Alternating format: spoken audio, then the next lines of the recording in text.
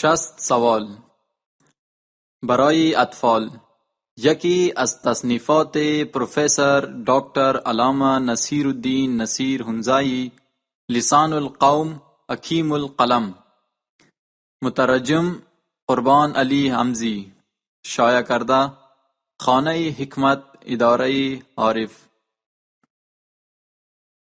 چند سخن با والدین اطفال.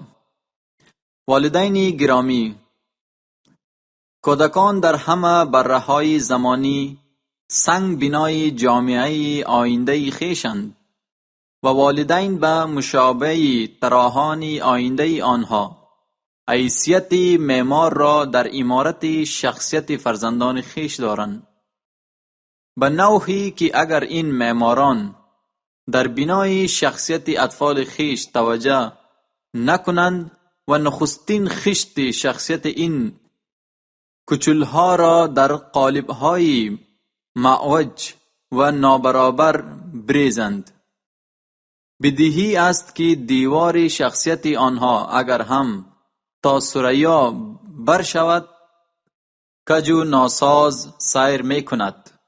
به قول شاعر: خشت اول گر نهد معمار کج، تا ثریا می رود دیوار کج. عظمت و بزرگی فرهنگ اسلامی ما در این است که در همه ازمنه تاریخی گذشته از هر چیز دیگر به وضع انسان توجه نموده است و از سقوط معنوی جوامع انسانی در بحرانی ترین وضع پیشگیری کرده است. دانشمند محترم آقای علامه نصیرالدین نصیر هنزایی، نویسنده، شاعر و حکیم نامور پاکستان، یکی از این بزرگان است که در جهت عمومیت دادند. علم الهی با نوشتن کتاب‌های بیش‌بها و متعددی در زمینه فرهنگ اسلامی، فلسفه اسلامی، اخلاق اسلامی و طبابت اسلامی مصدر خدمات شایانی شده است و بایسته تذکر است که این حکیم گرانمایه صرف به جماعت اسماعیلیه تعلق ندارد، چون بزرگان و فرزانگان روزگار همیشه از تنگنای تعصبات فردی پا فراتر گذاشته، از اوجگاه خیال خیش از یک زاویه باز به مسائل زندگی جهانی نظر می اندازند و دانشمند گرامی علامه نصیرالدین نصیر هنزایی از شمار آنانی است که تعلق جهان شمول دارند. متقدمین بلندنگری ما نیز چنین وضعی را دارند. منباب مثال ابن سینای بلخی و حکیم ناصر خسروی بلخی هر دو اسماعیلی بودند، ولی این دو فرزانه امروز به جهان اسلام تعلق دارند. همین طور سایر شخصیت‌های بزرگ دیگر نیز گذشته از تعلقات مذهبیشان باعث افتخار جهان اسلام اند.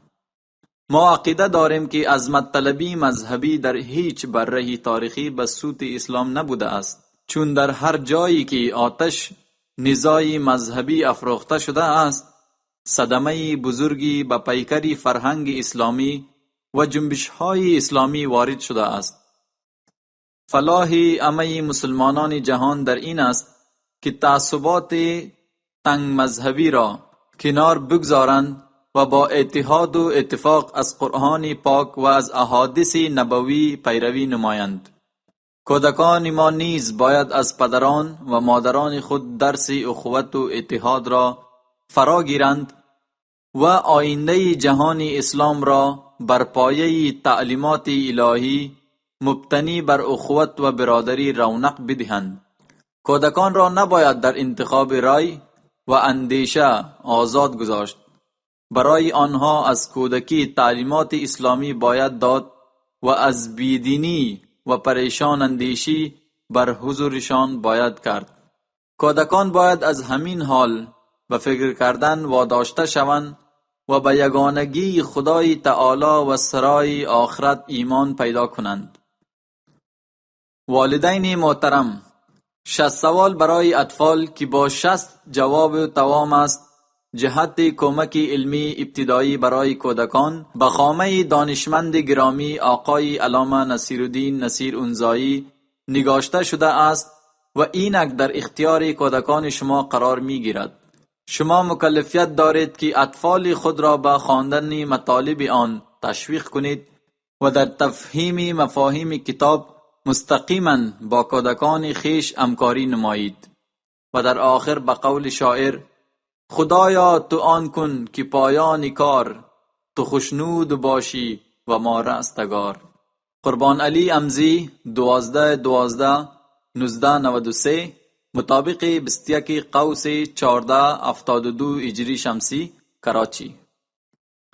بسم الله الرحمن الرحیم. خدای تعالی. سوال اول: این جهان را کی پیدا کرده است؟ جواب: خدا جل جلاله پیدا کرده است. سوال دوم: خدا جل جلاله را کی پیدا کرده است؟ جواب: او را کسی پیدا نکرده است، او از ازل موجود بوده است. سوال سوم: خدا در کجا است؟ جواب: او در هر جایی موجود است. سوال چهارم: معنای توحید چیست؟ جواب: خدا را یکی دانستن است. سوال پنجم: خدای تعالی انس و جن را برای چی کاری پیدا کرد؟ جواب: برای عبادت و معرفت. سوال ششم: مقصد از عبادت و معرفت چیست؟ جواب: مقصد از عبادت نیایش و بندگی است و از معرفت شناخت خداوند. سوال هفتم: آیا خدای تعالی نیازی به عبادت مردم دارد؟ جواب: نه خیر، ذات پاک او به هیچ چیز محتاج نیست. عبادت برای خود انسان لازم است. سوال هشتم: شخصی که به وجود خدا جل جلاله معترف نیست او را چی میگویند؟ جواب: چنین شخصی کافر گفته می شود. فرشته. سوال نهم: فرشته چیست؟ جواب: فرشته یک مخلوق روحانی هست. سوال دهم: فرشتگان چی وظیفه دارند؟ جواب: آنها تمام امور روحانی خدای تعالی را انجام می دهند. سوال یازدهم: تعداد فرشتگان چند است و در کدام جایها وجود دارند؟ جواب: تعدادشان بی اندازه است. شمار فرشتگان را غیر از خدای تعالی و بندگان خاص او کسی نمی داند. آنها بر زمین و آسمان محیط اند. سوال دوازدهم: آیا فرشتگان می توانند که ظاهر هم شوند؟ جواب: بله، آنها می توانند به حکم خداوند نیز ظاهر شوند. سوال سیزدهم: چند تا از فرشتگان بزرگ را نام ببرید. جواب: جبرائیل، میکائیل، اسرافیل و عزراییل علیهم السلام. سوال چهاردهم: این 4 فرشته را به چی نامهایی یاد می نمایند؟ جواب: آنها را 4 فرشته مقرب می گویند. سوال 15: کارویژه این 4 فرشته مقرب چیست؟ جواب: جبرائیل علیه السلام مسئول وحی است، میکائیل علیه السلام متصدی رزق و روزی است، اسرافیل علیه السلام سور می دمد و عزراییل علیه السلام ارواح را قبض می کند. سوال 16: آیا فرشتگان بزرگتر از 4 فرشته مقرب هم وجود دارد؟ جواب: آری، عقل کل و نفس کل فرشتگانی بزرگتر از آنها هند. کتاب خدا جل جلاله. سوال 17. کتاب دینی اسلام را چی می گویند؟ جواب: کتاب دینی اسلام را قرآن شریف می گویند. سوال 18. قرآن شریف کلام کیست؟ جواب: قرآن شریف کلام خدا است. سوال 19. قرآن مجید به کدام پیغمبر نازل شده است؟ جواب: قرآن مجید به حضرت محمد مصطفی صلی الله علیه و آله و سلم نازل شده است. سوال 20. قرآن کریم را خداوند جل جلاله چرا فرستاد؟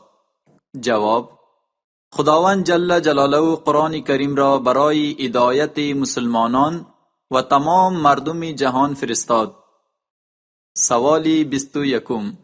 معلم حقیقی قرآن کریم کیست؟ جواب: رسول اکرم سلام و امام برحق علیه السلام. سوال 22.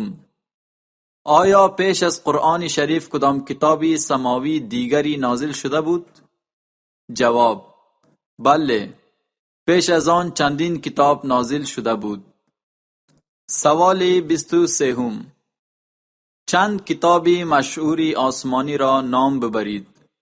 جواب: صحف ابراهیم علیه السلام، تورات موسی علیه السلام، زبور داود علیه السلام، انجیل عیسی علیه السلام و فرقان محمد سلام. سوال 24. عقیده ما در مورد کتاب‌هایی که قبل از قرآن مجید نازل شده است چگونه باید باشد؟ جواب: ما باید عقیده داشته باشیم که این کتاب‌ها از طرف خدای تعالی برای هدایت مردم نازل شده است، مگر در کتاب‌های سماوی سابق تحریف وارد کرده بودند. بنابراین خدای تعالی قرآن مجید را نازل فرمود تا که مردم بر احکام آن عمل نمایند. رسول سلام. سوال 25. رسول کی را می گویند؟ جواب: رسول پیغمبر را می گویند، یعنی آن انسان کاملی که پیغام خدای تعالی را به مردم می رساند. سوال 26. در تمام دنیا چند پیغمبر گذشته است؟ جواب: در تمام دنیا 1,24,000 پیغمبر گذشته است. سوال 27. در این دنیا از همه پیشتر کدام پیغمبر آمده است؟ جواب: حضرت آدم علیه السلام. سوال 28. پیغمبر آخرین کیست؟ جواب: حضرت محمد مصطفی صلی الله علیه و آله و سلم. سوال 29. نام چند تا از پیغمبران مشهور را بگویید. جواب: حضرت آدم علیه السلام، حضرت نوح علیه السلام، حضرت ابراهیم علیه السلام، حضرت موسی علیه السلام، حضرت عیسی علیه السلام و حضرت محمد صلی الله علیه و آله و سلم. سوال 30. آیا بعد از حضرت محمد مصطفی صلی الله علیه و آله و سلم هم پیغمبری دیگری است؟ جواب: نه، هرگز نه. بعد از آن حضرت سلام نبی و رسول دیگری نیست. سوال 31. آیا برای رسول هم رسولی می آید؟ جواب: بله. در شروع نخستین برای هر پیغمبر حضرت جبرائیل علیه السلام به طور رسول خدا می آمد. سوال 32. آیا در یک وقت بیشتر از یک پیغمبر بوده است؟ جواب: بله، مانند حضرت ابراهیم و حضرت لوط علیهم السلام که در یک وقت بودند. امام علیه السلام. سوال 33. بعد از رحلت آن حضرت سلام وسیله هدایت برای مردم چیست؟ جواب: قرآن پاک و امام برحق علیه السلام. سوال 34: آیا امام همیشه در دنیا حاضر و موجود است؟ جواب: بله، امام در همه ازمنه حاضر و موجود می باشد، مگر قبل از آن حضرت سلام کار امامت پوشیده بود. سوال 35: اگر چنین است پس بگویید که در زمان حضرت آدم علیه السلام امام کی بود و در زمان حضرت نوح علیه السلام کی؟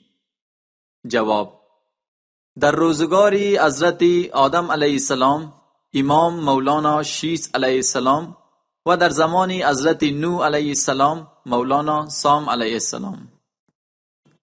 سوال 36: آیا امام از طرف خدا و رسول تعیین می شود یا از طرف مردم؟ جواب: امام همیشه از طرف خدا و رسول مقرر می گردد. سوال 37: آیا برای امام هم کتاب آسمانی نازل می شود؟ جواب: در دور امامت این امر غیر ضروری است. سوال 38: آیا امام علیه السلام ذمه‌دار هدایت همه مردم دنیا است؟ جواب: نخیر، او صرف ذمه‌دار هدایت آنانی است که به امامت وی اقرار نموده اند و برای مردم دیگر حجت است که امامت او را انکار کردند. سوال 39: آیا اطاعت از امام زمان واجب است؟ جواب: بله، اطاعت از امام زمان واجب و فرض است، چرا که ارشاد قرآنی است که ای کسانی که ایمان آورده اید، اطاعت کنید خدا را، اطاعت کنید پیغمبر و صاحبان امر را. به حواله سوره 4 آیت 59. و صاحبان امر امامان اند در زمانه های مختلف.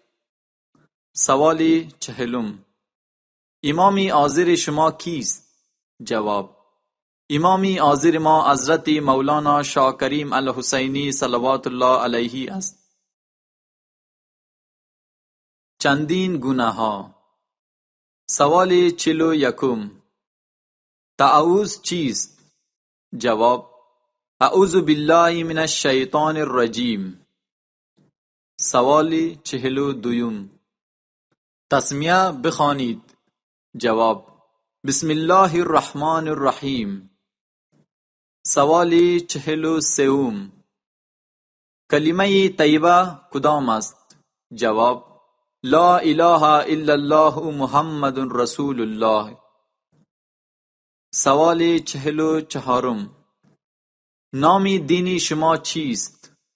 جواب: نام دین من اسلام است. سوال 45: نام مذهب شما چیست؟ جواب: نام مذهب من اسماعیلی است. سوال 46: نسبت شما به دین اسلام چیست؟ جواب: نسبت من به دین اسلام مسلمان است.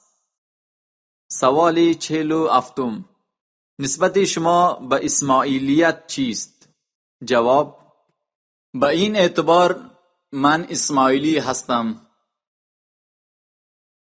سوال 48: نامهای پنجتن پاک را بگویید.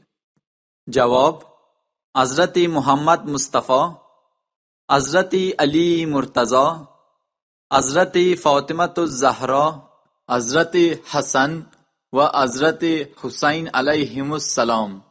سوال 49: لافتا را خوانده بشنوانید. جواب: لا فتا الا علی، لا سیف الا ذوالفقار. سوال 50: به عنوان یک مسلمان ما چی طور باید سلام بدهیم؟ جواب: السلام علیکم. سوال 51: جواب السلام علیکم چیست؟ جواب: و علیکم السلام یا و علیکم السلام و رحمت الله و برکاته. سوال 52. به مثابه یک اسماعیلی چی طور سلام داده می شود؟ جواب: یا علی مدد باید گفت. سوال 53. جواب یا علی مدد چیست؟ جواب آن مولا علی مدد است. سوال 54. آیا در فرمان امام زمان علیه السلام حکمت قرآن حکیم مضمر است؟ جواب: بله، هر فرمان امام زمان علیه السلام مملو از حکم قرآن حکیم هست. سوال 55. کلمه شریف شهادت را خوانده بشنوانید. جواب: اشهد ان لا اله الا الله وحده لا شریک له و اشهد ان محمدا عبده و رسوله. سوال 56. آیا اطلاق نور برای امام زمان درست است؟ جواب: بله، امام زمان نوری هدایت خدا جل جلاله است. سوال 57.